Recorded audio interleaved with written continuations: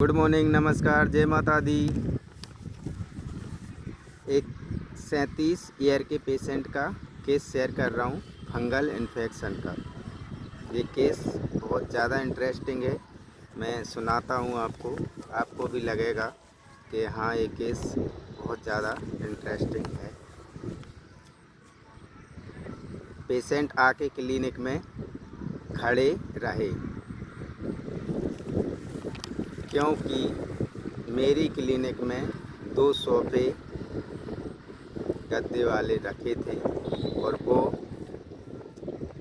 ऐसी जगह रखे थे कि वहाँ से थोड़ी जगह कंजेशन हो रही थी निकलने के लिए, क्योंकि एक सोफ़े पर कोई पेशेंट बैठे थे और एक खाली पड़ा था और बाकी चेयर प्लास्टिक की चेयर थी। तो प्लास्टिक की चेयर तो पेशेंट जस्ट उनके सामने ही रखी थी और पेशेंट बैठ नहीं रहे थे। मैं बोल रहा था पेशेंट से कि बैठ जाइए, पर पेशेंट नहीं बैठे, खड़े ही रहे। मैंने कहा बैठ जाइए, पर पेशेंट नहीं बैठे। मैं समझ गया कि पेशेंट क्यों नहीं बैठ रहा है, क्योंकि पेशेंट की क्लिनिक में आने से पहले थोड़ी मैंने चाल भी देख ली थी और उसके जेस्चर भी देख लिए थे।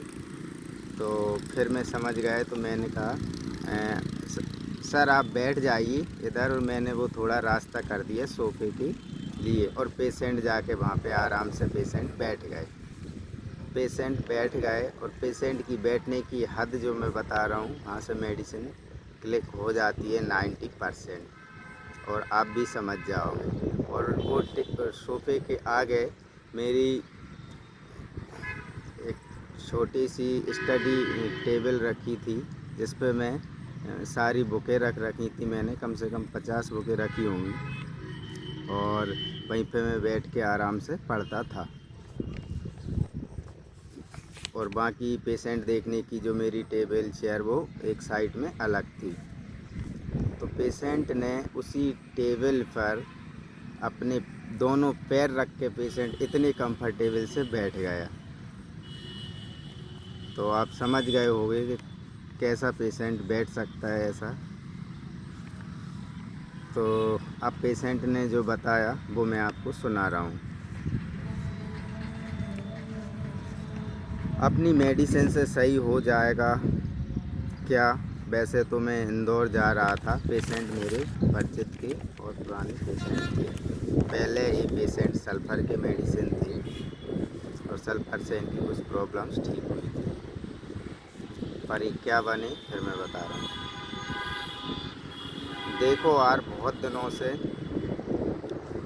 ये हो रहा है, बहुत परेशान कर रहा है। ठीक करो इसको सर, इसको ठीक करो यार डॉक्टर साहब, ये तो बहुत परेशान कर रहा है।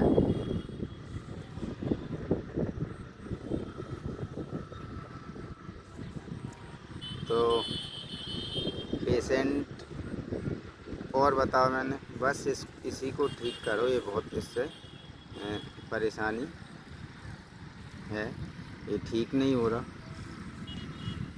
अच्छा, अब पेशेंट ये सब बात है बिल्कुल आदि ऐसी बातें बोल रहा था जैसे पेशेंट से ढंग से बात करते ही नहीं बन रही, इतने ईगो के साथ। और पेशेंट की जो चाल थी वो भी बिल्कुल ऑकवर्ड थी, सही नहीं थी। और जैसे कि पेशेंट इधर उधर पैर फेंक कर चल रहा है, जैसे जो नॉर्मल चाल रहती है वो पेशेंट की नहीं थी। तो ये पेशेंट की जेस्चर था और पेशेंट सोफ़े पर पैर रख के बैठ गया। मुझे थोड़ा कुछ सेकंड के लिए बहुत अंदर से इरिटेशन हुआ, पर मैंने पेशेंट को उस समय कुछ बोला नहीं। अब मुझे याद नहीं आ रहा कि मैंने ऐसा क्यों नहीं बोला, और पर मैं अब इस पेशेंट की रूबरिक सुना रहा हूँ।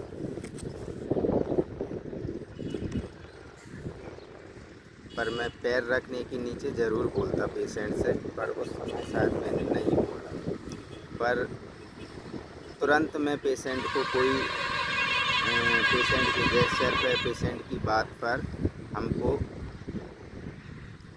प्रतिक्रिया नहीं देना है। सिर्फ पेशेंट की हमको क्रिया देखना है कि पेशेंट क्या कर रहा है, क्या बोल रहा है। ऐसे नहीं कि पेशेंट ने लात रख दी या पेशेंट ने कुछ उल्टा फुल्टा बोल दिया और अपन कुछ बोलने लगे तो केस बिगड़ जाएगा। क्यों? क्योंकि अपन को तो उसकी सारी चीज़ें, सारी बातें, सारी एक्टिविटी नोट करना है। अब वो बातें, वो एक्टिविटी गलत भी हो सकती हैं, सही भी हो सकती हैं, क्योंकि उन्हीं के आधार पर मेडिसिन निकलती है। आपको वो पेशेंट बुरा भी बोल सकता है, अच्छा भी बोल सकता है, आपको वो निंदा की बात भी सुना सकता है, आपको अपनी बड़ाई की बात भी सुना सकता है। इन्हीं के आधार पर सारी मेडिसिन होम्योपैथी की सिलेक्ट होती हैं। इसलिए कभी भी पेशेंट से पेशेंट की एक्टिविटी पर वो गलत ही एक्टिविटी कर रहा है तो भी उस पर एकदम से प्रतिक्रिया नहीं देना। यदि कोई बहुत ज़्यादा गलत एक्टिविटी कर रहा है तो उसके लिए मैं यहाँ कुछ नहीं बोल सकता। जैसे उसने टेबल पे पैर रखे तो आप जेस्चर समझने के बाद यदि वो रखा है तो आप बोल सकते हो कि उस पर पैर मत रखिए, पर कुछ समय के बाद। तो ये केस था। अब मेडिसिन तो आप समझ ही गए होंगे। Awkwardness, ungratefulness, egotism, delusion superiority, delusion pursued he was, और पेशेंट हेल्प भी मांग रहा था। अरे डॉक्टर साहब इसे ठीक करो, आप तो इसे ठीक कर दो, ये ठीक हो जाए, ये ठीक नहीं हो रही। तो यहाँ पे एक रूब्रिक मैंने श्रिंकिंग हेल्प फॉर भी लिया था। तो इन्हीं के आधार पर मेडिसिन निकल के आती है।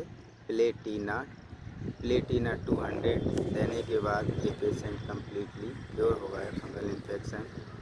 पेशेंट का जेस्चर, मैंने बहुत सारे प्लेटिना पेशेंट अधिकतर ऐसे ही जेस्चर करते हुए देखे हैं। और एक वीडियो मैंने और डाला था जो एक लड़की का था, और भी मैं प्लेटिना के वीडियो डालूँगा जो कुछ इस तरीक़ा से हरकत करते हैं। पर ये कम जो रूब्रिक की स्टेट ही बनती है प्लेटिना में अक्सर, पर रूब्रिक अलग अलग हो सकते हैं। पर पेशेंट की मेंटलिटी, फीलिंग्स और ईगो और सुपीरियरिटी तो मिलती ही मिलती है सभी में। अधिकतर प्लेटिना में ये चीज़ मिलेगी ही। तो ये वीडियो आपको कैसा लगा वो आप मुझे ज़रूर बताइए। पर अब रूब्रिक को समझ लेते हैं कि मैंने ये रूब्रिक क्यों लिए थे। अकवर्डनेस, पेशेंट की चाल सही नहीं थी। पेशेंट इधर उधर बहते हुए जैसे नहीं चलते, इस तरीक़ा से चल रहा था पेशेंट, और खड़े हुए थे, बैठ नहीं रहे थे। और पेशेंट प्लास्टिक की चेयर पर नहीं बैठ रहा था और पेशेंट को सोफे दिख रहे थे। तो पेशेंट का जो प्रोसेस था वो यही था कि मैं वहाँ जाके आराम से वहाँ पे बैठूँगा उसी चेयर में। तो ये डिल्यूजन सुपीरियरिटी, मतलब पेशेंट अपने को बहुत ज़्यादा सुपीरियर समझ रहा है। अनग्रेटफुल, टेबल पर ही पेशेंट ने पैर रख दी। ईगोटिज्म, ठीक तो करो, इंदौर जा रहा था, इस तरीक़ा की पेशेंट बात कर रहा है। परस्यूड ही वाज, ये बीमारी मुझे बहुत दिनों से है, बहुत परेशान कर रही है, और इस तरीक़ा से पेशेंट ने बताया। और इसके आधार पर पेशेंट की मेडिसिन जो निकल के आती है वो प्लेटिना 200 मैंने दिया था। और पेशेंट 200 के बाद पेशेंट ठीक हो गया। तो नमस्कार, जय माता दी। नवदुर्गा चल रहे हैं, इसलिए माता जी को तो याद सभी कर रहे हैं इस समय। तो आपको फिर से जय माता दी। और ये वीडियो आपको कैसा लगा वो आप मुझे ज़रूर बताएं, कमेंट्स करें। अच्छा लगे तो लाइक्स करें, बुरा लगे तो आप जो भी करें, डिसलाइक करें, जो भी आपको लगे कमेंट्स ज़रूर करें। पर ये वीडियो आपको कैसा लगा।